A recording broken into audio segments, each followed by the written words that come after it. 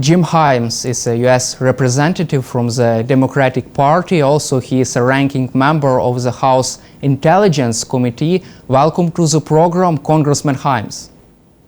Thank you for having me. Politico reported that President Biden had quietly allowed Ukraine to strike inside Russia near the Kharkiv region. Do you see this development as a turning point for the Biden's policy and Ukraine? Well, I was pleased to see that the president did what the chairman and I had urged him, what many members of Congress had urged him to do, which is to allow the Ukrainians to use U.S.-provided weaponry inside Russia. We had watched as Russia had set up artillery north of the border and was using that artillery with impunity because the Ukrainian military, of course, couldn't attack it. Weapons are being made available. We had the pause. Fortunately, that pause was overcome in the Congress. But I mean, to this day, American F-16s are not flying over Ukraine, and they should be. So I'm not willing to call it a turning point because the United States and the president in particular needs to be more aggressive in terms of the delivery of weapons to the Ukrainian battlefield.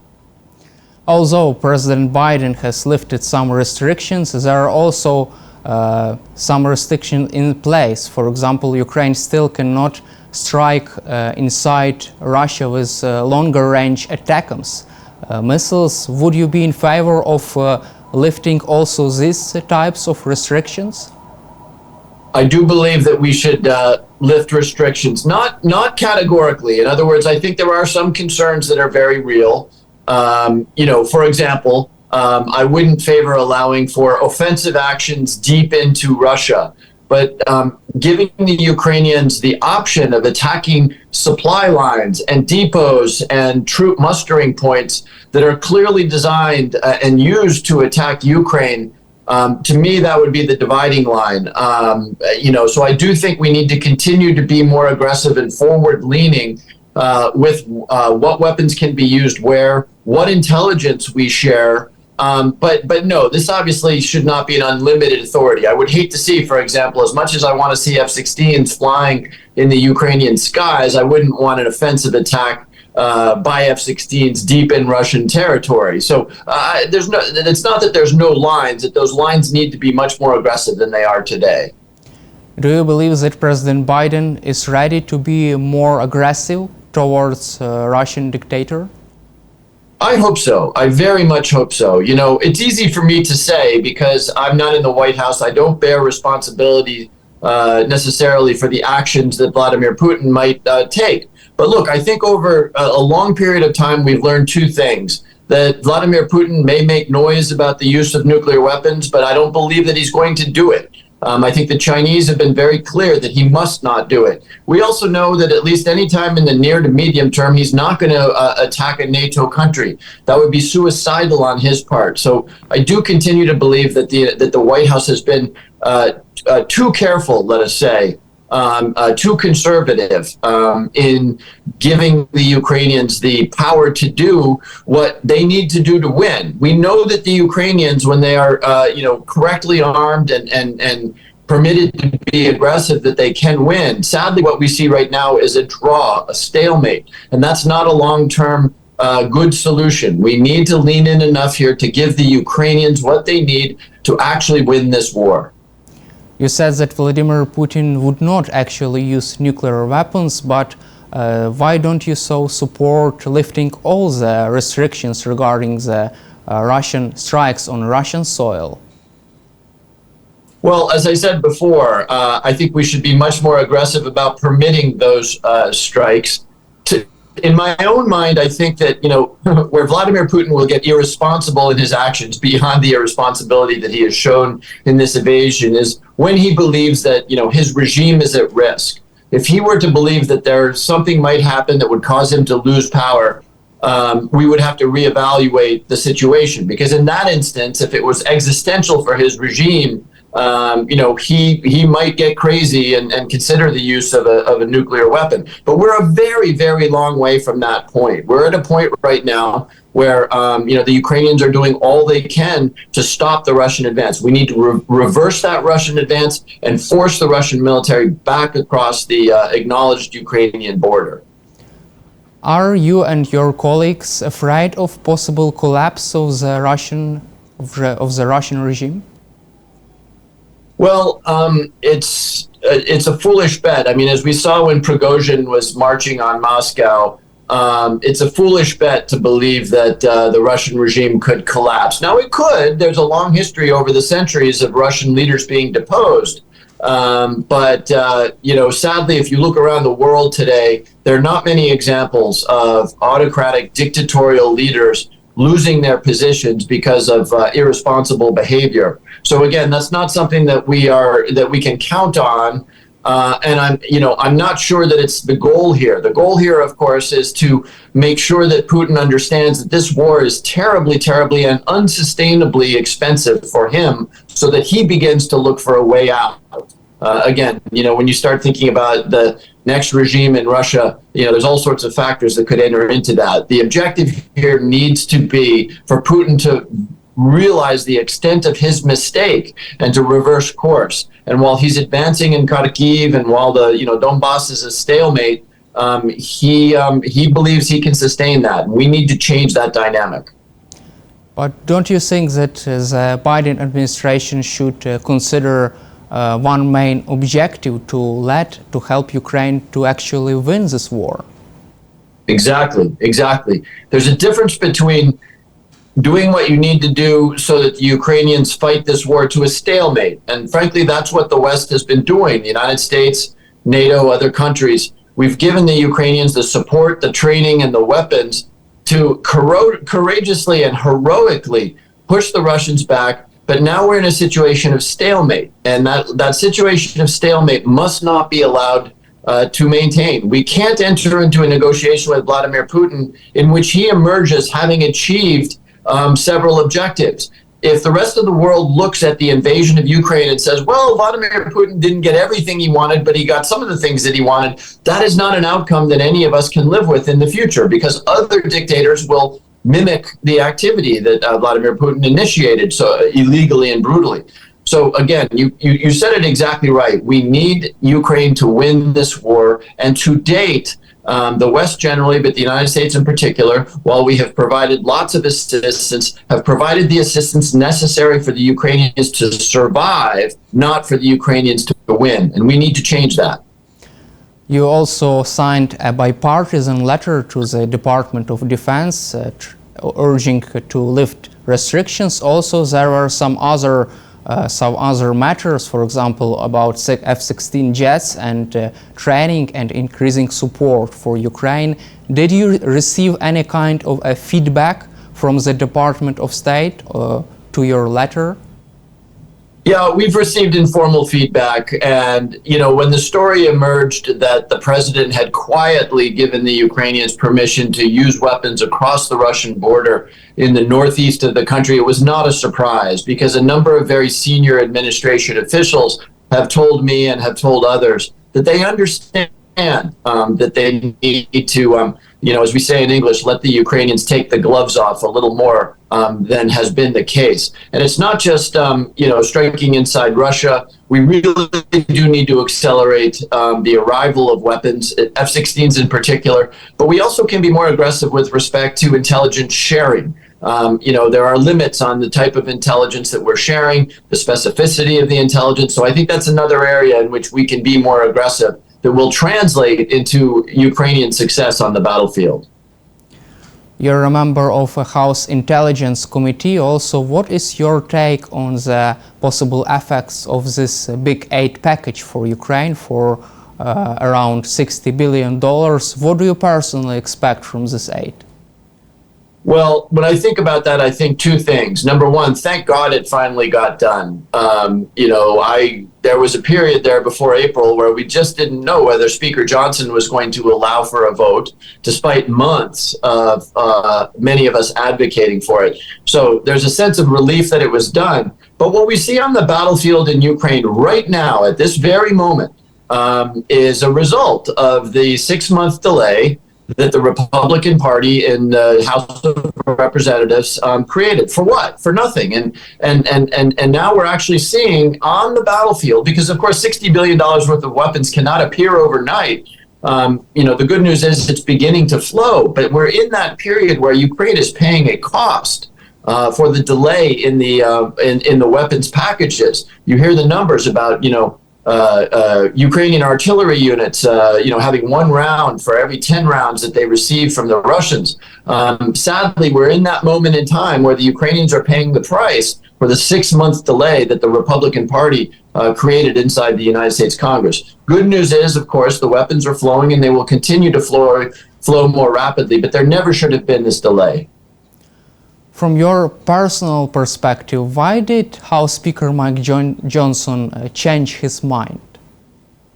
Well, this is, I think the concept here is one that will be familiar to any legislator in any legislative body, which is that it's a radically different thing to be a backbencher than to be a national leader. National leaders feel the weight of history on their shoulders.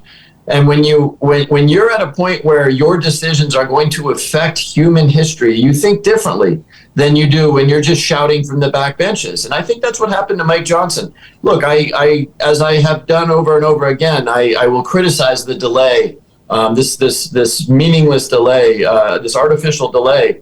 But when time came to act, the speaker did exactly what we would have hoped for. And I think he did that because he realized that he would carry forever the stigma of having been the global leader who allowed Vladimir Putin to win, with all of the terrible consequences that would have that. So again, I just think Mike Johnson, when he's sort of an irrelevant backbencher that no one has ever heard of, is a very different person than a Mike Johnson, who I think is fundamentally a person of integrity, who bears the weight of history on his shoulders. Let's cover also the US presidential election. How do you expect the election process could influence the support for Ukraine? Do you feel that something is changing right now regarding Ukraine? Well, I think that's an interesting question.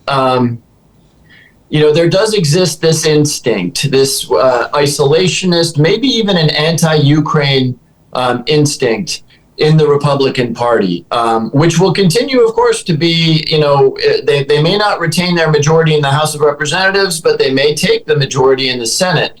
So that instinct, and we saw this instinct in the fact that 50%, fully half of the Republicans in the House of Representatives, voted against aid for Ukraine. So, regardless of who is president, Joe Biden or Donald Trump, that instinct will remain and will continue to be very, very dangerous for Ukraine and, frankly, for the cause of freedom and democracy around the world.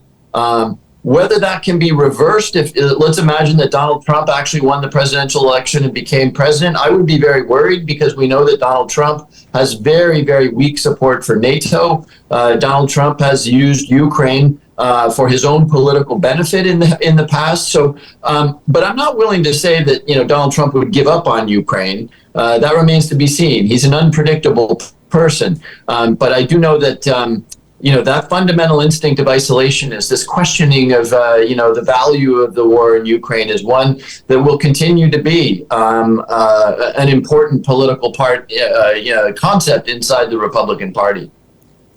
Donald Trump said that he would have bombed Moscow if Russia invaded Ukraine during his presidency. What is your take on this statement?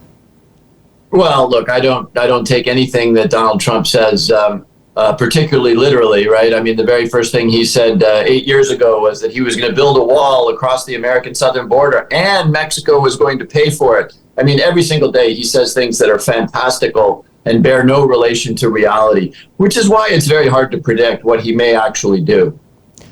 Don't you think that Democrats can make a deal with Republicans in case of Trump's presidency to continue support for Ukraine? Well, that would be challenging. Again, remember that half of Republicans in the House of Representatives voted against Ukraine aid. I think every single Democrat voted in favor, but this instinct exists in the Republican Party. And, at the end of the day, even if you have Congress 100% behind Ukraine aid, which, as we saw, you do not have today, the president is a very important figure in our foreign policy and our national security. Congress could pass another aid bill and the president could veto it. So, and we also have the dynamic where, and we see this now with Republicans falling all over themselves to condemn Donald Trump's conviction in a court in New York, almost every Republican inside the Congress of the United States is an acolyte, is a servant of Donald Trump, as we see over and over and over again. So much of what, if Donald Trump is elected president, much of what the United States will be a product of whatever happens to be going through Donald Trump's brain on a particular day. You mentioned about Donald Trump's jury found guilty him in falsifying business records. What do you think about this decision, and how can it influence the election campaign? Well, there's a long debate in the United States about whether this will have any influence at all on the election. It probably does, but in unpredictable ways. One of the shocking things about Donald Trump, considering the kind of person he is, and I don't think anybody says, even his most fervent supporters say that this is a good man of deep integrity and dignity. It's fascinating to see how outrageous his behavior, whether you think it's criminal or not, how outrageous his behavior can be, and he still attracts the support of very good Republicans in the House and the Senate. Still, they bend the knee. They will not criticize him. They act as his Praetorian Guard, defending him. And so, Donald Trump behaving badly doesn't surprise me at all. But the level of support and protection he has from the party of Ronald Reagan, the party of Teddy Roosevelt, is just, I wake up every morning and I can't believe it. How can you assess President Biden's chances to be re-elected and Democrats' chances to take the House and Senate? Well, I think Democrats stand a very good chance of taking the House. That's where I work, so I understand the dynamic better than the other dynamics. But no, I think there's a very good chance that the Democrats will take the House. I think the Senate is very uncertain. The Democrats, quite frankly, need to win in every difficult race that they're fighting in order to retain control of the Senate. And frankly, the presidential, I have no view at all. This is going to be an excruciatingly close presidential election, regardless of how it comes out. And I've got no insight into how it's likely to play out. I would like also to cover the role of China. How do you see the current relations of the United States and China, and how can the U.S. government tackle the Chinese support for Russian war effort?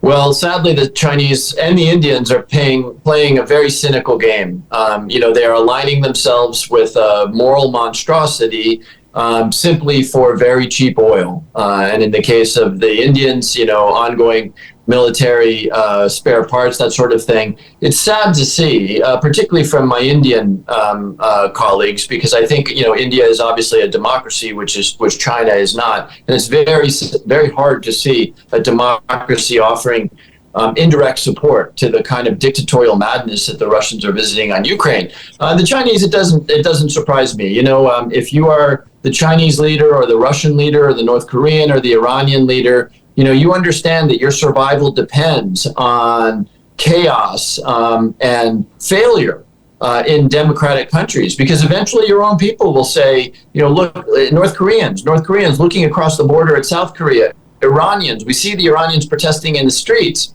These dictatorial leaders, form an alliance of rogues, if you will, an axis that is designed to support that dictatorial mindset against the democracies of the world. What is your personal message to the Ukrainian people during these decisive times? Well, history always recognizes heroism, right? If our grandparents' generation was the generation that stormed D-Day, that made so many sacrifices, inside the United States, families would go without meat, they would grow vegetables in their garden. The men of the era, because it was largely men in combat in World War II, are regarded as heroes. The civilians of London, when London was blitzed by the Nazis, are regarded as heroes. So at a very dark and difficult time, I would just urge my Ukrainian friends to remember that history will remember them as heroic, as having stood up against some of the worst human instincts personified by Vladimir Putin. And even though I'm sure the conditions in much of Ukraine are terrible, history will, hold this generation of Ukrainians up as heroes. Thank you, Congressman Gаймс, for your time and for your support for Ukraine, and glory to Ukraine. Thank you very much.